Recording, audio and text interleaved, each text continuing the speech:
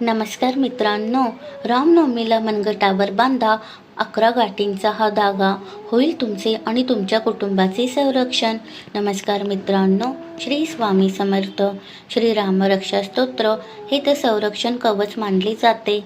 त्याबरोबरच हा दिलेला उपाय रामनवमीच्या तिथीला केला असता तुमच्या कुटुंबाचे आणि तुमचे रक्षण होते. कसे ते जाणून घ्या आजच्या व्हिडिओच्या माध्यमातून. गुरुवारी अर्थात उद्या 26 मार्च 2026 रोजी प्रभू श्रीरामांचा जन्मोत्सव अर्थात श्रीरामनवमी साजरी होत आहे.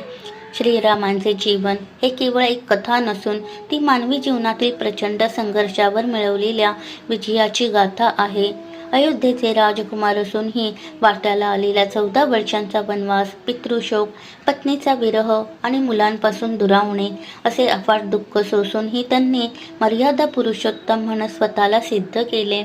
अशाच प्रतिकूलतेवर मात करण्यासाठी आणि आपल्या आयुष्यात रामराज्य उभे करण्यासाठी ज्योतिष अभ्यासक शिरीष कुलकर्णी यांनी रामनवमी निमित्त एक अत्यंत प्रभावशाली उपाय सांगितला आहे. प्रभू श्रीरामांचा आदर्श डोळ्यांसमोर ठेवून प्रत्येक संकटांचा खंबीरपणे सामना करण्यासाठी बुद्ध कौशिक ऋषींनी रचलेले श्री रामरक्षा स्तोत्र हे एक अमुक शस्त्र आहे. या स्तोत्राच्या नित्यपठणाने वाणी सुधारते आणि प्रभू श्रीराम आपले नखशिखांत रक्षण करतात अशी श्रद्धा आहे.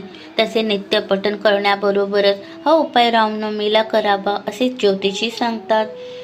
तुमच्या आयुष्यातील नकारात्मकता दूर करण्यासाठी, वाईट शक्तींचा प्रभाव नष्ट करण्यासाठी रामनवमीच्या दिवशी हा उपाय नक्की करा. यासाठी तुम्हाला प्रथम एक लाल पिवळ्या रंगाचा धागा घ्यायचा आहे. या धाग्याला प्रथम गाठ बांधत पहिली गाठ बांधून पूर्ण रामरक्षा म्हणावी. त्यानंतर थोड्या अंतरावर त्या गाठीच्या पासून थोड्या अंतरावर दुसरी गाठ बांधून पुन्हा एकदा रामरक्षा म्हणावी. ही प्रक्रिया 11 वेळा पूर्ण करावी, जेणेकरून धाग्याला एकूण 11 गाठी बसतील. आणि हा 11 गाठींचा धागा प्रभू श्रीरामांच्या चरणापाशी ठेवावा आणि मनोभावे प्रार्थना करावी.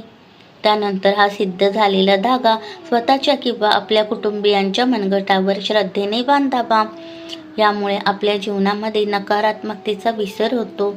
आयुष्यात घडलेल्या जुन्या नकारात्मक घटनांचा प्रभाव कमी होण्यास मदत होते, संरक्षण होते. आपल्या सभोवती एक सकारात्मक ऊर्जा तयार होते, ज्यामुळे वाईट शक्तींपासून आपले संरक्षण होते, सकारात्मकतेला सुरुवात होते. रामनवमीच्या मुहूर्तावर हा उपाय केल्यामुळे आपल्या आयुष्यातील आयुष्यामध्ये नवीन सकारात्मकता सुरुवात होते.